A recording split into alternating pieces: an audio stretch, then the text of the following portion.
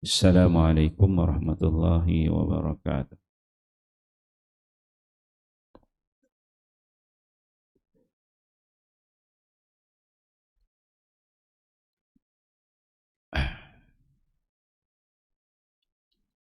Bab ikram muslimin.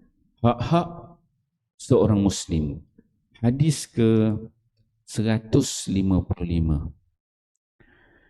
An Abi Dzar radhiyallahu anhu qala Rasulullah sallallahu alaihi wasallam, tabassumuka fi wajhi akhika laka sadaqah wa amruka bil ma'ruf wa nahyuka 'anil munkar sadaqah wa irsyaduka ar-rajula fil ardi dhalali laka sadaqah wa basaruka lirrajul ar-radi'il basar laka sadaqah wa imatatuka al-hajara wasyaukata wal azma 'anit tariqi laka sadaqah wa ifraghuka min dalwika fi dalwi akhika laka sadaqah. Rawahu Tirmidzi wa qala hadha hadis hasan gharib bab ma jaa fi sana'i'il al-ma'ruf. Sayyidina Abu Dzar radhiyallahu anhu berkata, Rasulullah sallallahu alaihi wasallam bersabda, senyuman yang kamu beri kepada saudaramu yang Islam itu sedekah.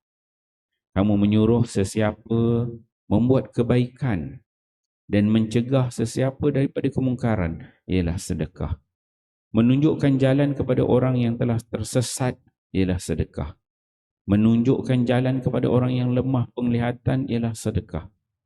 Mengetepikan batu, duri, tulang dan lain-lain dari jalan ialah sedekah.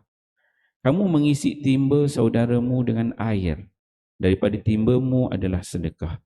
Hadis riwayat Tirmizi. Alhamdulillah tuan-tuan ya. Pagi ni kita baca satu hadis Nabi SAW. Hadis di bawah tajuk Ikram Muslimin, hak-hak seorang Muslim. Hadis ke-155 ni diriwayatkan oleh Abu Dzar. Kita dah sebut beberapa kali. Abu Dzar Al-Ghifari. Seorang disebut sebagai Qati'ut Tariq. Dulu penyamun besar, penyamun terbus tengah jalan. Dia Qati'ut Tariq.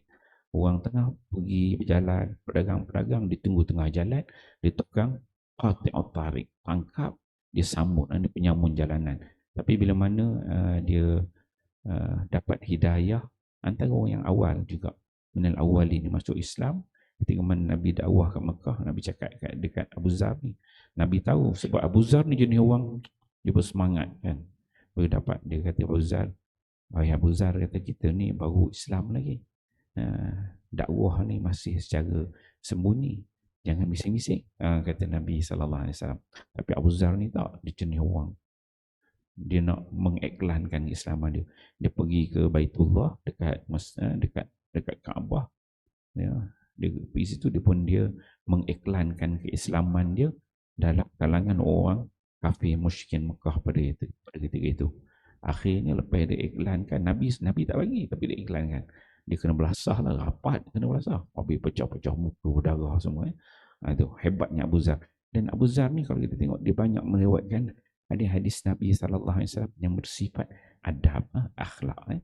Okey, dalam hadis ni Abu Dzar menyebutkan bahawa Nabi SAW memberi tahu kepada kita sedekah ini, saya duk kira ni, ada 7 jenis sedekah dalam Islam. Yang pertama kata Nabi SAW, tabassumuka fi wajhi akhi kalaka sadaqah. Yang pertama sedekah paling mudah kita nak buat ialah kita senyum. Tabassum. Ibtisam, sedekah, senyum. Tengok orang senyum sedekah kan. Tengok orang senyum sedekah. Tapi tuan-tuan kalau hari Jumaat tabung lalu, kuliah maghrib tabung lalu, kalau senyum, senyumlah, adakah itu juga sedekah kan? Sedekah tu yang ni dia sebut tabassumuka fi wajhi akhi. Maksudnya kita senyum pada orang. Kalau senyum pada tabung dia tak jadi sedekah kan, sebab tak duit tak masuk kan. Dia senyum pada kawan-kawan, tengok senyum kan. Nabi SAW salah satu kelebihan yang daripada Nabi ni, muka dia bercahaya. Orang tengok muka dia, Nabi akan senyum. Itu satu bentuk sedekah yang ada pada Nabi. Itu yang pertama. Yang kedua kata Nabi, wa amruka bil ma'ruf. Kita buat benda-benda yang baik, benda-benda yang ma'ruf, sedekah. Yang kedua. Yang ketiga, wa nahyuka anil munkar, sedekah. kita jauhkan daripada perkara yang mungkar, jangan bagi orang buat benda mungkar, itu juga sedekah. Yang keempat, wa irsyadu karrajul fi ardi dhalal laka sedekah. Kita ni nampak ada orang sesat kat jalan ke, nampak orang tak tahu tempat, tengok ada orang asing duk jalan depan rumah, keluar masuk, kita tanya, tuan nak pergi mana tuan? Kata, cari mana rumah tu? Saya cari rumah ni. Oh, tu belah sana, lot belah sana sebelah ni. Ini memang guna pakcik wazi macam tu kan. Dia memang sengit-sengit sikit jalan dia kan. Okay. Jadi itu juga sedekah, irsyaduka, bagi tahu orang jalan. Kemudian yang kelima, Nabi sebut wa basaruka lirrajul ar-radil basar laka sedekah. Kita ni membantu orang yang kurang penglihatan dia, orang buta, orang kafir yang susah nak berjalan lah. Kita pimpin dia, bawa dia jalan, itu juga yang kelima kata Nabi, sedekah. Kemudian yang keenam kata Nabi, wa imatatukal hajar wa syaukah wal azma an tarik laka sedekah.